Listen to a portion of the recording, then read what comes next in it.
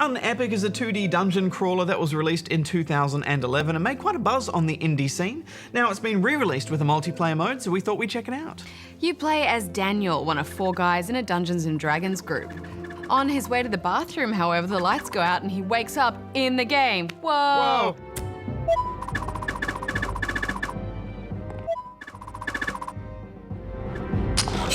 It's the makings of a 90s schlock horror film, isn't it? Yeah, I wish someone made that film.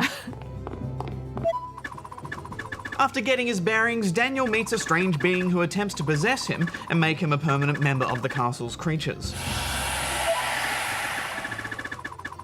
However, something goes wrong and the creature gets stuck inside Daniel's body. The only way to get free is if Daniel dies. This makes for some really great banter between the two, and it's probably some of the better writing in the game, as the creature is trying to trick Daniel into dying. And you will die. A lot.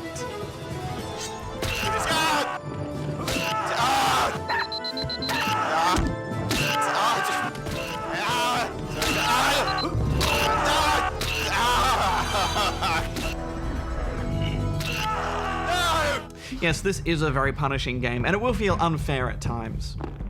But that's the point. It's in the vein of a trap-filled dungeon full of horrifying beasties to slay, and they do a good job of keeping things fresh and interesting as you progress. It takes a while to get used to the flow of the levels, as you often get lost or are presented with multiple paths, but there is a joy in that, learning how the world works. At first, the combat seems simple, as you simply hold down spacebar and swipe at enemies Terraria style until they die. But then you'll meet snakes who have deadly poison, magic enemies that can teleport, They don't like it when you go behind them, do they? and guards who suddenly can fight back through your swings.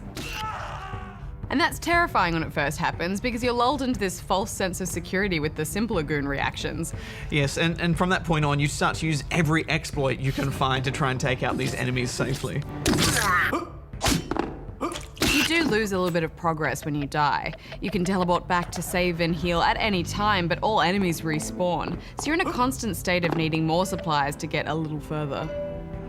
I did find some of this a little bit grindy at times, Barjo. Yeah, it can be a bit grindy. I didn't mind that so much though, because I like a good punishing dungeon now and then. What I did like is that when you level up, where you put your points really matters, and it causes you to really consider each choice. And picking up and playing with new gear will keep you going for a while. Yes, XP doesn't come easily though, and it can be frustrating if later on you find a piece of gear that you really want to use, but you just don't have the points for it. Yeah, there were a few things like that. Like the dagger, for example, which is great for backstabs, adding a whole new strategy to the levels. But then I found it became more useless the more I progressed. Yeah, it's hardly balanced, but I think that's part of this game's charm. It's brutal in design. Get off, get off, get off, get off! But it's also a bit of a gauntlet that you need to run, and I like how they show you really hard stuff that you can't quite get through yet, so it sticks in your brain and you remember, okay, I'll go back there later when I'm a bit tougher or I've got a potion to get through it. I thought the multiplayer was especially hard. I think only the most dedicated UnEpic fans will make it past the second dungeon. Sometimes you actually... Oh no! Oh, why? Why? The difficulty appears to be set high for 4 players, and even the first enemies are super tough. But this is mostly because it's in early access, which means they're still balancing and more modes and content are to come. Jerk. Oh, they got so much health. I really like the loot grab vibe though. You know, it's nice being in a team that needs to work together, but then everyone has that loot grabbing agenda as well. Yes, plus it is ripe for trolling. What jerk is down there? I can't remember. Have a look. I'll go. That's cool. Fall down. I wouldn't hit the Ow. lever. Yeah, I'd leave the lever.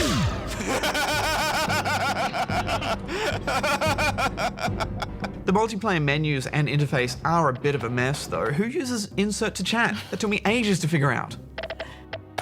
The writing is so hit and miss. Some of it is really funny and then some of it is kind of offensive.